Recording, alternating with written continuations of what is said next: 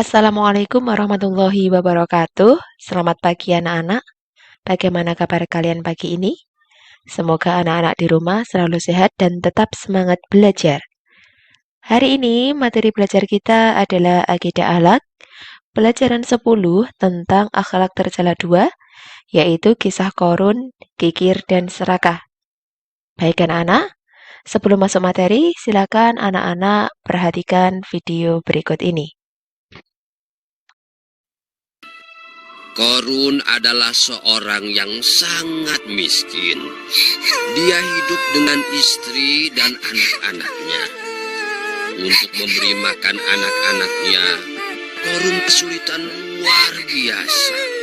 Sehingga kelaparan adalah hal yang sering mereka rasakan. Ayah, aku lapar, Ayah. Sabar, Nana, sabar. Insya Allah kita akan dapat makanan. Sekarang minumlah dulu. Hah? Sayang, nanti ayah akan bawakan makanan untukmu ya. Sayang. Begitulah keseharian keluarga Korun. Namun demikian, Korun sangat taat beribadah. Dia senantiasa berdoa kepada Allah Subhanahu wa Ta'ala. Sampai suatu ketika, datanglah Nabi Musa berkunjung ke rumahnya. Assalamualaikum. Waalaikumsalam. Oh, engkau saudaraku, Nabiullah Musa. Ada apa gerangan engkau kemari, wahai Nabi Allah Musa? Aku hanya sekedar berkunjung. Bagaimana kabarmu, wahai saudaraku Korun? Sebagaimana yang mungkin kau tahu, kami hidup dalam kekurangan yang amat sangat. Seringkali kami tidak memiliki makanan hingga berhari-hari. Pakaian kami hanya yang menempel di badan. Uang pun tak kami miliki sepeser pun. Aku tidak tahu lagi apa yang harus aku lakukan. Begitulah Korun berkeluh kesah kepada Nabi Musa alaihissalam. Ya Allah, bebaskanlah saudaraku Korun dari kesulitan. Angkatlah derajatnya dengan rahmat-Mu, ya Arhamar Rahimin. Nabi Musa pun mengajarkan Korun keahlian mengolah emas. Sejak saat itu, Korun pun menekuni apa yang diajarkan Nabi Musa kepadanya. Maka perlahan-lahan usahanya membuahkan hasil.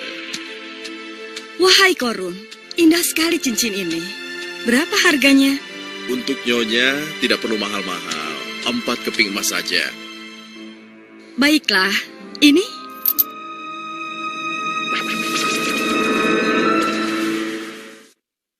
Demikianlah, keberuntungan demi keberuntungan menghampiri Korun. Korun pun kini mengalami perubahan yang luar biasa. Korun sangat kaya raya, hartanya melimpah ruah. Harta Korun disimpan dalam gudang-gudang yang sangat banyak. Namun sayang, semua keberhasilan itu justru menjauhkannya dari beribadah kepada Allah. Hidupnya selalu berfoya-foya. Apa yang Allah larang untuk dilakukan, dilanggarnya. Bahkan terhadap mereka yang muslim, Korun berlaku amat kejam. Maaf Tuan Korun, kami belum mampu membayar. Berilah kami waktu lagi Tuan. Apa? Minta waktu lagi? Tidak bisa. Jika tidak membayar hari ini juga, rumah ini aku sita. Kasihanilah kami Tuan. Kami akan tinggal di mana? Itu bukan urusanku.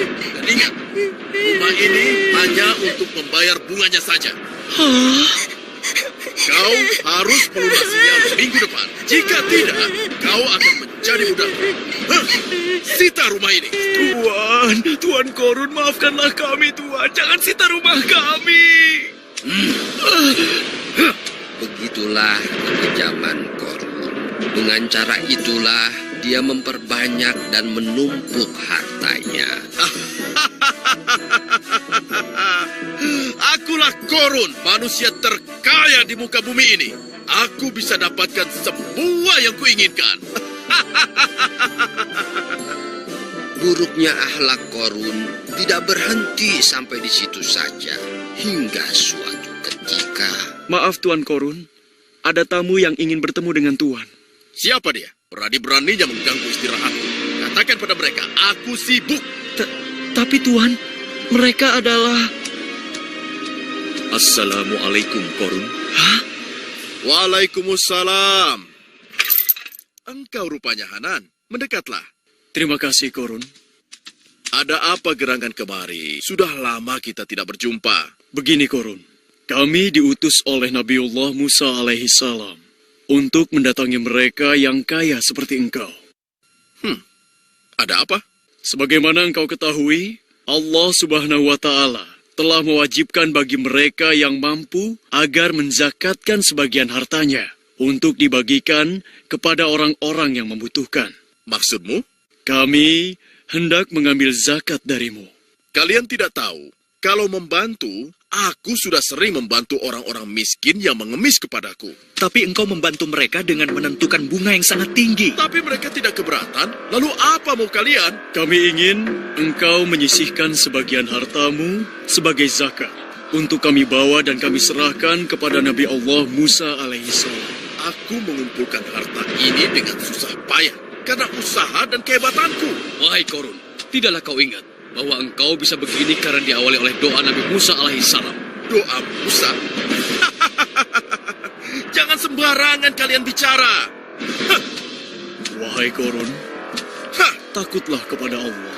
Jangan terlalu bangga dengan apa yang kamu miliki sekarang. Dengar ya, tidak ada sekeping uang pun untuk kalian. Korun, sekali lagi aku ingatkan, takutlah kepada Allah Subhanahu wa Ta'ala. Keluarkanlah zakatmu. Kalian pikir aku takut dengan gertakan itu? Memangnya kalian pikir kalian siapa? Hah?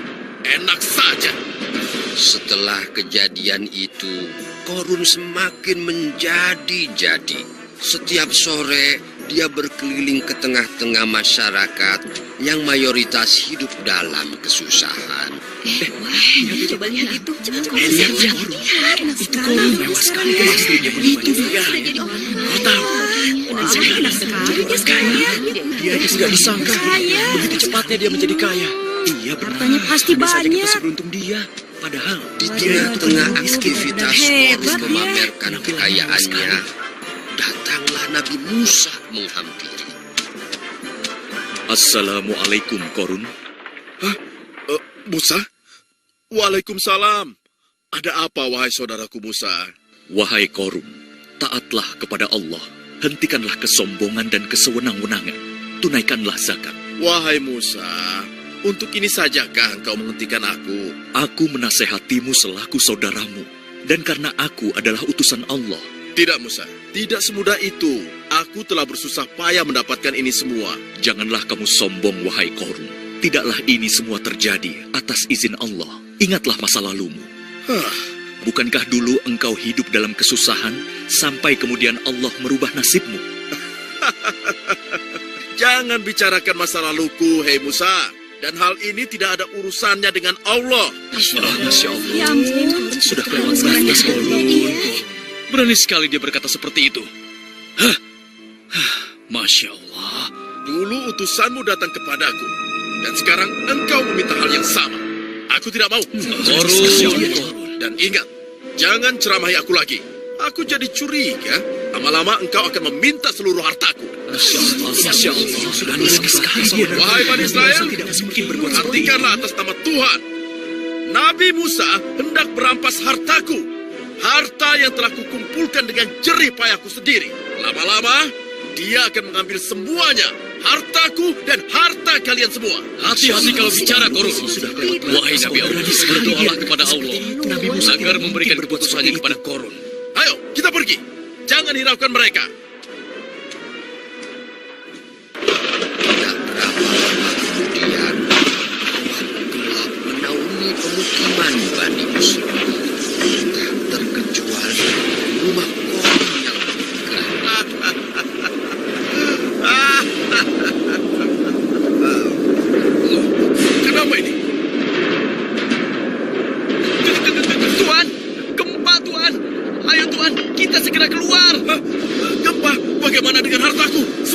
lihat hartaku. Cepat pelayan, selamatkan hartaku. Tidak sempat lagi, Tuan. Korun berlari untuk menyelamatkan hartanya yang juga mulai hancur ditelan gempa bumi. Hartaku, tolong hartaku. Hartaku, jangan hartaku. Hartaku, tolong.